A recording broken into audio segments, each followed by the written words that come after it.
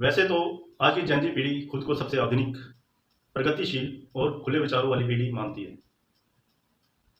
Technology से लेकर जीवन शैली तक हर क्षेत्र में बदलाव को अपनाने की बात करती है। लेकिन जब बात जाति और धर्म की आती है, तो कई बार वही पीढ़ी पुराने विवादों और पुरानी पहचान की राजनीति में उलझी हुई दिखाई देती है। सवाल यह है कि जो पीढ़ी भविष्य बनाने वाली है, क्या उसे अतीत की लड़ाइयों में उलझे रहना चाहिए या भविष्य के समाधान तलाशने चाहिए? नमस्कार दोस्तों, मैं देवेंद्र नेगी।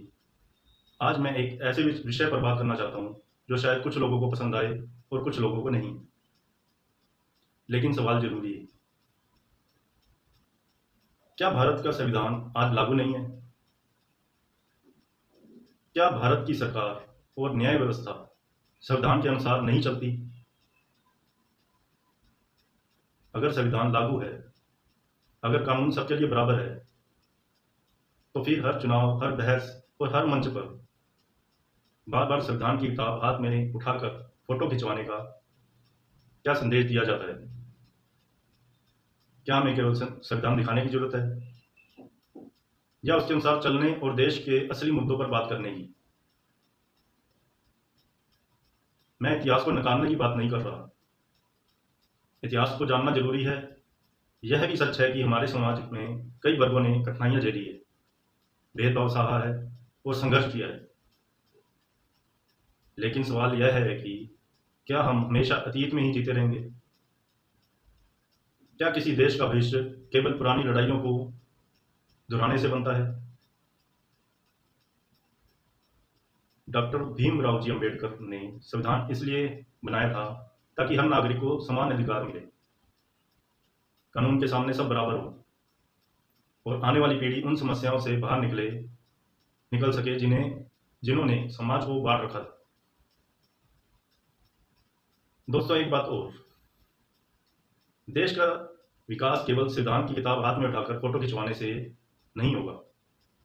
देश का विकास तब होगा जब हम शिक्षा, रोजगार, किसान की समस्याओं, महंगाई, स्वास्थ्य और भ्रष्टाचार जैसे असली मुद्दों पर चर्चा करेंगे और उनका समाधान खोजेंगे। अगर हम वास्तव में डॉक्टर अंबेडकर के विचारों का सम्मान करते हैं, तो क्या हमारा ध्यान आज की चुनौतियों पर नहीं होना चाहिए? आज देश का युवा रोजगार चाहता है, किसान अपनी फसल का उचित दाम चाहता है, माता पिता अपने बच्चों के लिए अच्छी शिक्षा चाहते हैं, आम आदमी महंगाई से राहत चाहता है। लेकिन दुर्भाग्य से अक्सर ऐसा लगता है कि हमें वर्तमान की समस्याओं से ज्यादा अतीत की बहसों में उलझाया जा रहा है। क्यों?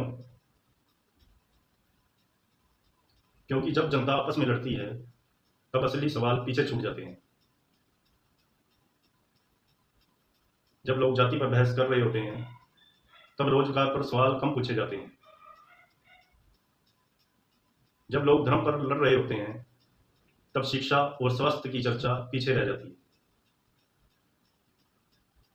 जब लोग एक दूसरे को दोष देने में व्यस्त होते हैं, तब महंगाई और भ्रष्टाचार जैसे मुद्दे सुर्खियों से गायब होने लगते हैं। और यही किसी भी लोकतंत्र के लिए सबसे बड़ा खतरा है। दोस्तों, देश केवल सड़कों, इमारतों और पुलों से महान नहीं बनता। देश तब महान बनता है जब उसके नागरिक भविष्य की बात करें, जब वे समाधान खोजें, जब वे अपने नेताओं से सवाल पूछें, जब वे यह जानना चाहें कि आने वाले वर्षों में उनके बच्चों का भविष्य कैसा होगा, जब वे पूछें कि किसानों की आय कैसे बढ़ेगी,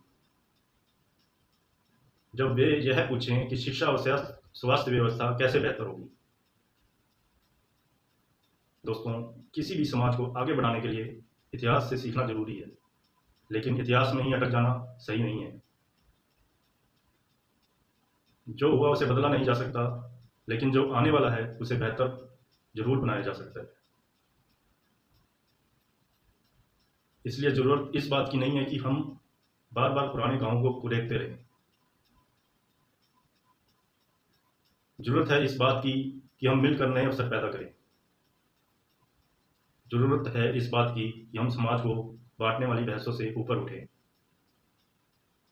और ज़रूरत है इस बात की कि हम उन मुद्दों पर बात करें जो आज हर भारतीय के जीवन को प्रभावित करता है। आखिर में मैं सिर्फ इतना कहना चाहता हूँ, इतिहास को याद रखिए लेकिन भविष्य को मत भूलिए।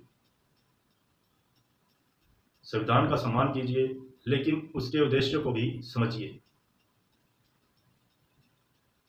जाति और धर्म की बहस से ऊपर उठिए और नेताओं, पार्टियों या किसी भी विचारधारा के पीछे आंख बंद करके चलने की बजाय असली मुद्दों पर सवाल पूछिए। क्योंकि जब जनता जागरूक होती है तब देश आगे बढ़ता है। और जब जनता को आपस में लड़ाया जाता है तब देश नहीं केवल राजनीति जीतती है। आज के लिए इतना ही, मिलते हैं अगली वीडियो में, तब तक के लिए धन्यवाद। जय हिंद।